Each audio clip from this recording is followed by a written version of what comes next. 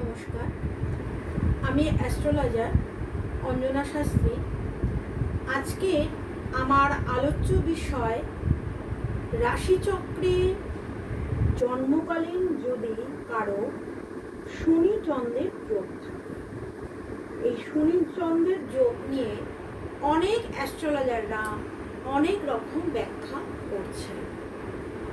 আমি অনেক অ্যাস্ট্রোলজারে তার জায়গাটা দেখলাম। কেউ বলছেন চন্দ্র শনির এই যোগটা কোনো চিন্তার যোগ নয়, এতে কোনো অসুবিধে হয় না। তো বন্ধুরা, আমার এই ভিডিওটা বানানোর এটাই উদ্দেশ্য, দীর্ঘ 26 বছর ধরে জ্যোতিষ চর্চার যে অভিজ্ঞতা এই চন্দ্র শনিকে নিয়ে আমারও হয়েছে, সেই অভিজ্ঞতাটাই বন্ধু আমি এটা যারা আমার প্রোগ্রাম দেখে, যাদের ছকে এই চন্দ্র শনির যোগ আছে, এর শুভ এবং অশুভ দুটো যোগ নিয়েই আমি আলোচনা করি। তো বন্ধুরা, এই চন্দ্র আর শনি যোগটা প্রথমেই দেখে নিতে হবে রাশিচক্রের কোন রাশিতে বসে এই চন্দ্র শনির যোগটা পড়ছে। শনি এবং চন্দ্র যদি চতুর্থ সম্পর্কে যদি থাকে, তাহলে এই যোগটাকে চন্দ্র শনির যোগ, এবং এইটাকে আমাদের শাস্ত্রীয় মতে এই যোগটার একটা নামকরণ হয়েছে বিষ যোগ।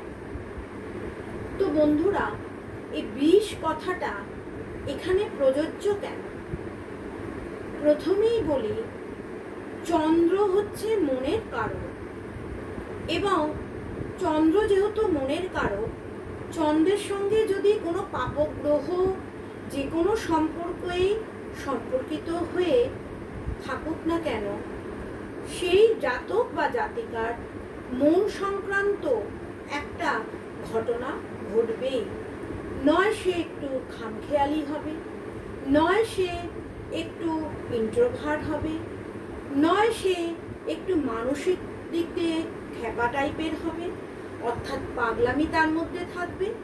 কিছু না কিছু রকমভাবে চন্দ্র যদি কোনো পাপগ্রহ দ্বারা অ্যাফ্লিক্টেড হয়, তাহলে এই ধরনের মনের সঙ্গে মানুষের যে সম্পর্ক, মনই হচ্ছে সবচেয়ে প্রধান।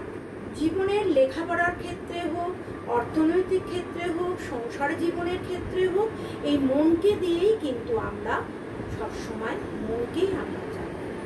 যদি আমাদের মন ভালো না থাকে, যতই আমাদের টাকা পয়সা, যতই আমাদের বুদ্ধি থাকুক না কেন, ব্রেনটা আমাদের যতই শার্প হোক না কেন, এই মন যদি আমাদের খারাপ থাকে, তাহলে বন্ধুরা আপনারা সবাই জানেন মন খারাপ হলে আমাদের কিছুই ভালো লাগে না। তো সুতরাং এই মনকে নিয়ে আমাদের আজকের এই আলোচনা। তাহলে বন্ধুরা, চন্দ্র আর শনির এই যোগটা বিষ যোগ এই কারণে, যেহেতু চন্দ্র শনির সঙ্গে অ্যাপ্লিক্টেড রয়েছে। শনিটা কি প্রথমে জেনে রাখতে হবে, শনির যতই ক্যারেক্টার হোক না কেন, স্লথ গতি, সেইগুলো নিয়ে কিন্তু শনির ক্যারেক্টারটা তৈরি হয় না। শনি হচ্ছে একান্ত রকম পরিশোধিত জীবনযাত্রায় অভ্যস্ত থাকে, অর্থাৎ শনি মিথ্যে কথা বলতে পছন্দ করে না। শনি কি করে? শনি আমাদের বুদ্ধিটাকে, আমাদের ব্রেনটাকে ঠিকঠাক চালিত করতে পারে। কিন্তু যদি চন্দ্র শনির যোগ হয়, তাহলে শনি কি করবে? যে ব্যক্তির চন্দ্র অ্যাপ্লিক্টেড হয়ে গেল শনির সঙ্গে, তার হয়তো অনেক কিছু চাহিদা আছে, সে তার চাহিদাটা শনি কি করবে?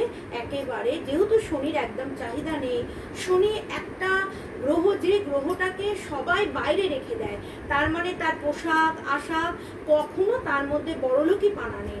কিন্তু যে জাতক জাতিকা, যদি দেখা যায় চন্দ্রটা যদি বৃষ রাশিতে থাকে, যদি চন্দ্রটা যদি তুলা রাশিতে থাকে, সেই জাতক জাতিকা প্রচণ্ড কি হবে?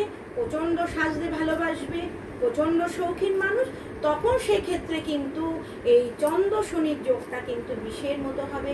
তার মন চাইবে নেওয়ার জন্যে, আর শনি চাইবে তোমাকে দেবো না। সে কখনোই অ্যাডজাস্ট করতে পারবে না এই চন্দ্র শনির যোগটা।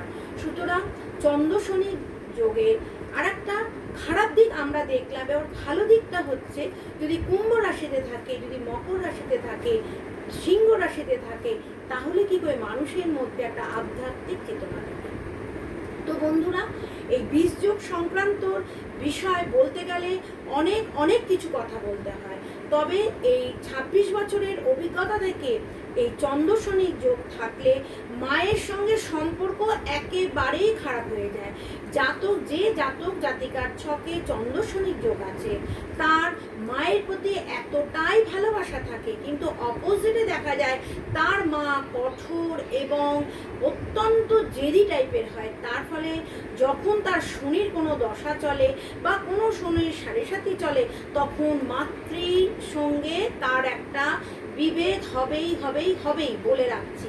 এটা আমার 26 বছরের জ্যোতিষ চর্চার একেবারে 100% অভিজ্ঞতা। আজ এই পর্যন্তই।